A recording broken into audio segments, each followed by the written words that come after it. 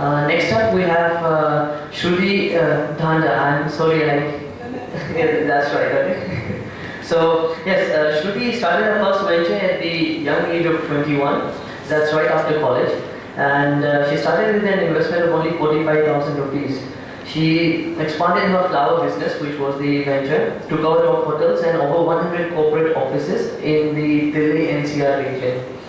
She then decided to join ISB for an MBA, after which she grew her business further. So one of the few people who actually use their MBA to, go on to entrepreneurship, unlike most of us here.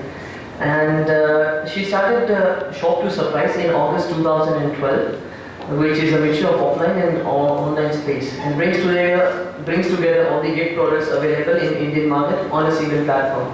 So I'd like us to welcome her with a big round of applause.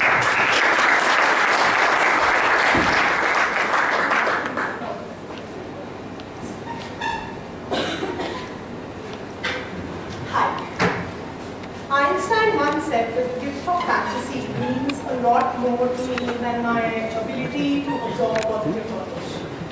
Now, if you have ever met, if you ever talked to, and you look carefully, you've talked to entrepreneurs who made it, who didn't give up, you're going to find a romantic somewhere. A romantic who believes in the impossible, and a romantic who doesn't want to give up. And that's I think who I've been since the beginning. No, I know. That's who, if you guys can hear me, right?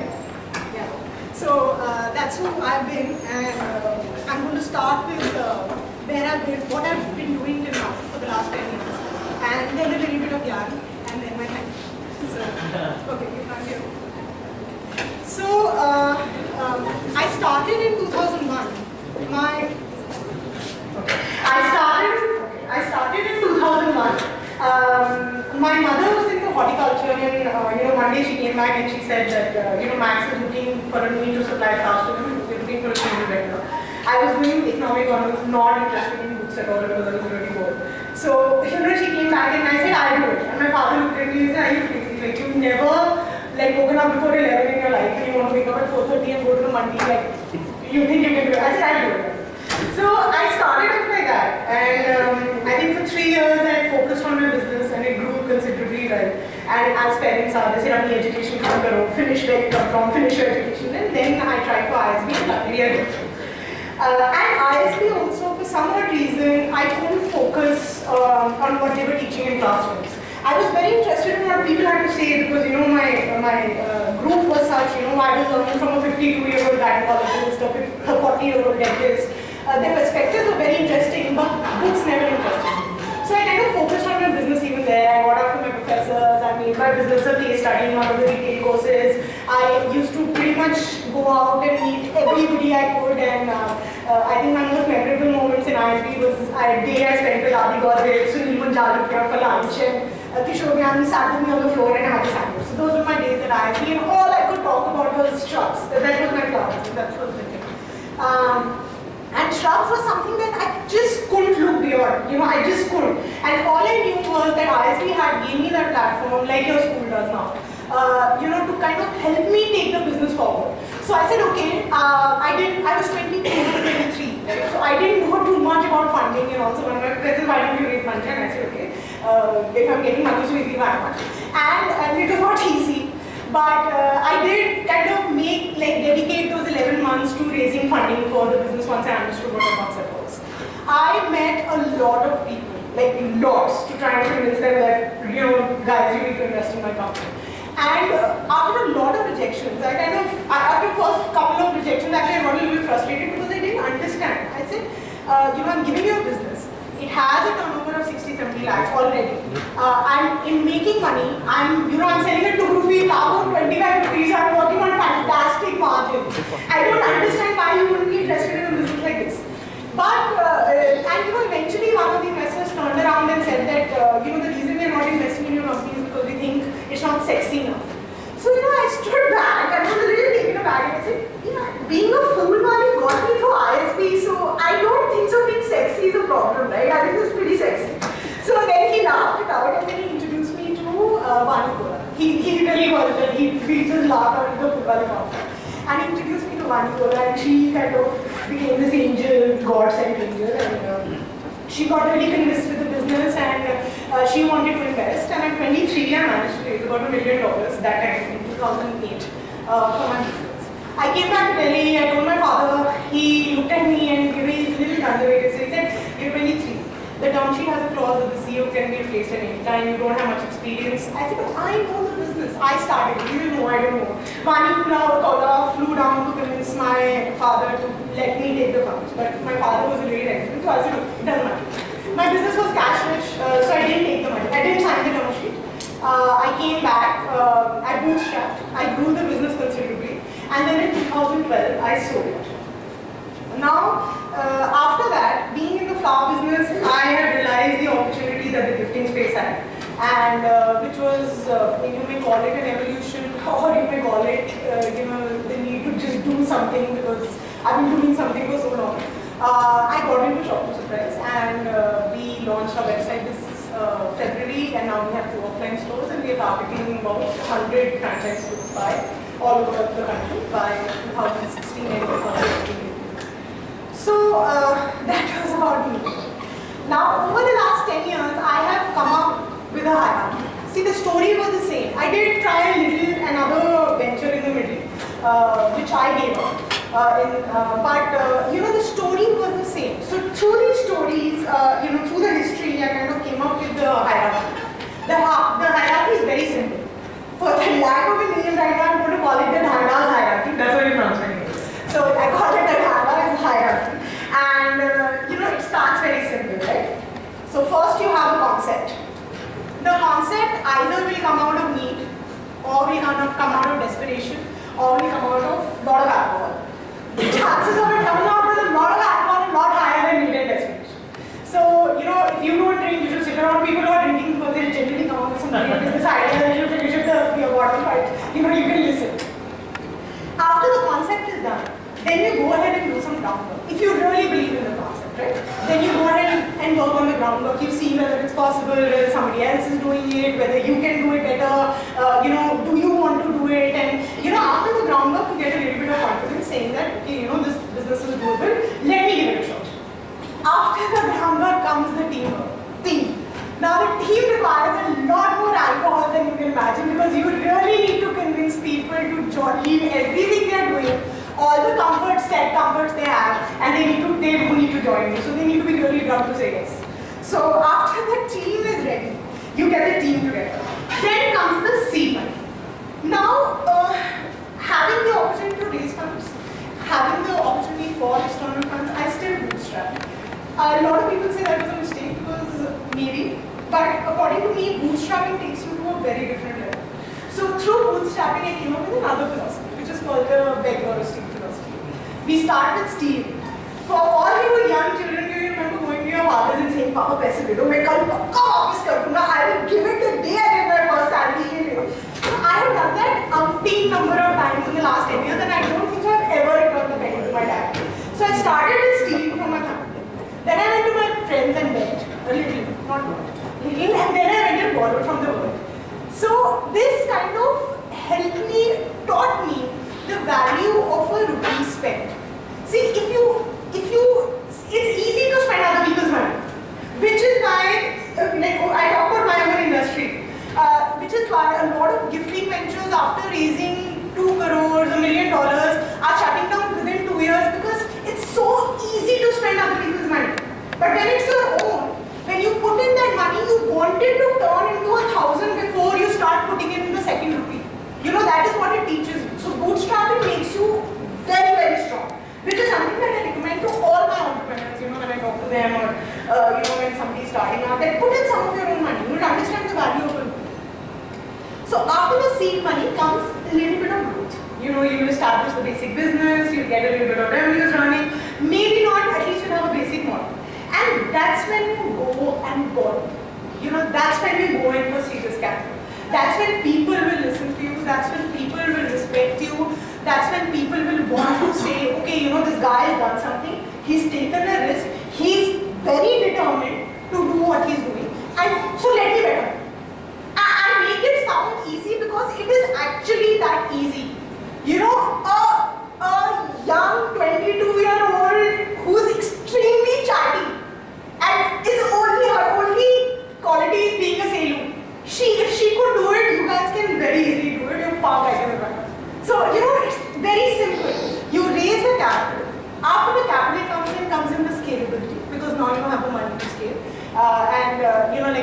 very recently said to me, once you have the money, you can build the Empire State Building, right? So it's very easy. And after the scalability, once the external investors are coming, they will look into liquidity. After scalability comes in the liquidity, and then following the exit of the entrepreneur or the investor, whichever way it is. Right? So this hierarchy works. This hierarchy worked for me in Shrubs. It worked for me in Interact. It worked for me in Shop Business. So this hierarchy is something that I think it's helped a lot of other people. So I'll come up with a good name for it other than hierarchy. So okay. So after this, I think I'm going to not take up a lot of your time, but there are a couple of things that I want to tell you. See, it's as an entrepreneur, right? It's okay if you're not good at it. Like, you don't need to be a genius at finance, you don't need to be a genius at technology, you don't need to be a genius at sales. There are a lot of people in the world who do that thing. Lots. But what you need to be really good at is finding solutions. Because the day you start a company, from that day onwards, till at least the next 3 years, Murphy becomes your best friend. So basically, anything that could possibly go wrong will go wrong. It will, and you're going to be in serious trouble. So if at that point of time, if you're not able to find solutions, you are like, you'll be stuck. So as the CEO, as the founder, as the promoter, if you think you have the ability to find solutions, you are good to go. Like, you are going to be one of the most famous people ever. It's just that simple. So you need to find solutions. Second, a lot of people disagree with me when I say this. Ashok may disagree with me when I say this. But I have believed this and I've seen this. Businesses don't fail. People do. The day you give up on what you want to do is the day your business fails. Right? So if I'm not saying don't take me wrong. I'm not saying you can't make a wrong move or you can't do the wrong thing, right? But all I'm trying to say is that, when you're starting a business, you evolve. Some of the greatest business ideas didn't start as the idea, they evolved. They evolved because the entrepreneur refused to give up. He refused to say, okay, this is it, this is not working out, my idea is crappy, I'm giving up, I'm going to take up the job. He never said that. Nobody. Look at any successful guy, small or big. He's known or he may not be known, but he just evolved. So if you're starting a business, don't start with the idea to, stop. Ever. Your business will never do. I started my first business and I was successful. Okay, I'll give you an example. So in 2010, I sold off my flower business to an exporter in Bangalore. Right? I made the mistake of selling the company partly to him. He wanted to get into retail. I had a setup. My turnover at that point of time was close to about 2 CR.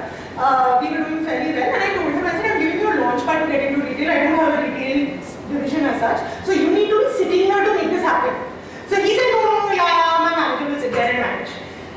I believe in building strong backbones for business. So my backbone in my flower business was my unskilled labor team. I had zero attrition in 8 years. Zero. Like, nobody left me and they would do anything for me, right? So, but when the manager came in, and the agreement was that, they set up a business and act as a consultant for a year and then they buy the rest of the company. Over that period, the manager, it's unskilled labor, right? How do you treat unskilled labor, and especially if you're sitting in a desk on a desk. So they didn't take to him very well and the business started falling. Like, the turnover from 2 CR in a matter of 6 months came down to 90 lakhs, which was really worrisome. And I kept on repeating the same thing to the guy in Bangalore, like Mr. Subramanian, that you need to come to Delhi to make this happen. It's not going to happen otherwise. So, he said, okay, and after, at the minute, it came a little below 90. He said, okay, I think this is a loss-making proposition. Let's shut it down and whatever is left in terms of money, let's split it and let's forget about it. So I got really upset. I said, I've given 5 years of my business. This is a money-making company. I've been telling you the mistake is so obvious and you want to shut it down. And I could convince him because, he owned 49% of the shares. So then he did a lot of people say it was like, you're calling him, and I really don't care, I got money. So my father and my uncle went to him and they told him that, she's a young girl, you're going to get her married, she's going to do flowers as a hobby and all that stuff. So why do you want to lose all your money? Let us buy back the stake from, at a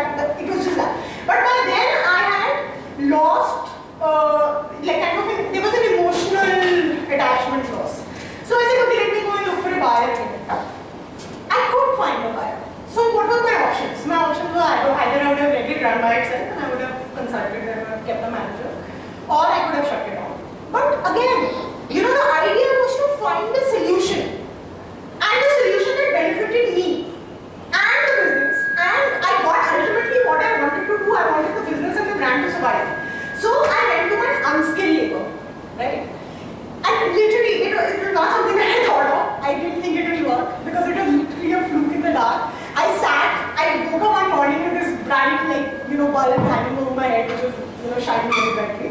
And I went to my label and I told them, I said, see, dude, I have two options. Either I shut down the company or I get somebody in, and I already got somebody in earlier, so the company didn't work, like, it didn't work out then. Or I have a third solution. So they said, ask me what is it. So I told them, you buy the company from me.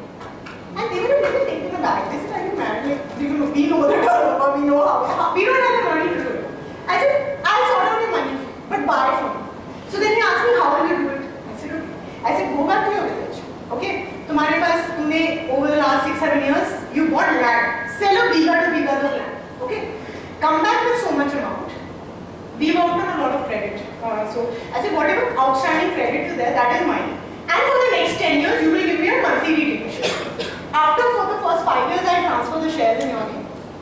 And after the 10, like first 49% shares in your name. And I explain everything to them, like, in detail, and I explain what share transfers mean and what the company and how it works. I explain, and they understood. And these are uneducated people, right? And then I said, after the balance 5 years, I transfer the rest of the money to you. And they looked at me and they said, yeah, this kind of makes sense. So the most senior chap, Chandan, he said, okay, Didi, give me 2 days, I'm going to go back to my village and I'm going to come back. It took him a week. He came back with the money and the pradhan of his village. He sat with me, he understood the model, and in August 2012 they took over. And for the first, everybody around me told me, you're a fool, you're relying on uneducated people, they cheat you, they close your company, and educated businessmen couldn't run your office without you, how could these people do and all. So I said, okay, let's see. I may be an idiot, or I may turn out to be a genius. Luckily I turned out to be a genius, but and 2 years later, the model is running so beautifully. Sitting at home, I'm getting an income. One. Second, these guys, boys who are earning 6,000-8,000 rupees of salary today are earning 32 lakhs, like 2014. That's not turnover, that's how much they pocketed themselves. 32 lakhs individually. And and they're happy, I'm happy. Even if I don't find anything, I'm still getting an income, so I'm happy. So now, see, the point is, the reason I came up with a solution which is so random and ad hoc and may have worked, may not have worked, is because I refuse to give up. I refuse to let the end goal that, shut down or go into the wrong hand, or I just didn't let it happen. So, the solution automatically showed itself. It's the same thing with money also. Surprisingly, in the last 10 years I've seen this. Money has a way of showing itself when you need it in your business. It just has a way of showing. If you are so committed and dedicated to what you're doing, money will show up on its own. You don't have to worry. Of course, not big chunks, but as much as you need. And it will take you to the next step. That's what you need to, that's something that you need to keep in mind always. So that on that part, you should always be secure. So, finding solutions is important, and that's something that you need to be really good at. And I think these are the two main mantras of being an entrepreneur. If you stick to these, you'll be really successful, and I'll be reading about you guys in magazines and newspapers very soon. And I think it's very, Steve Jobs once said that 21st century was invented by pot-smoking, slipper-wearing hippies. So I think if you're really crazy and you're really different, you should be very confident that you're going to be very successful. Because it works. It worked for Steve Jobs, it worked for everybody else. I love Steve Jobs. I think he's very good looking, plus I think he's a genius. So Steve Jobs also, has another, so Steve Jobs had something called distortion, reality distortion. Right? He believed in the impossible because he knew that it was not impossible to him. So he made a mark in the industry because he didn't think what he wanted to do was impossible.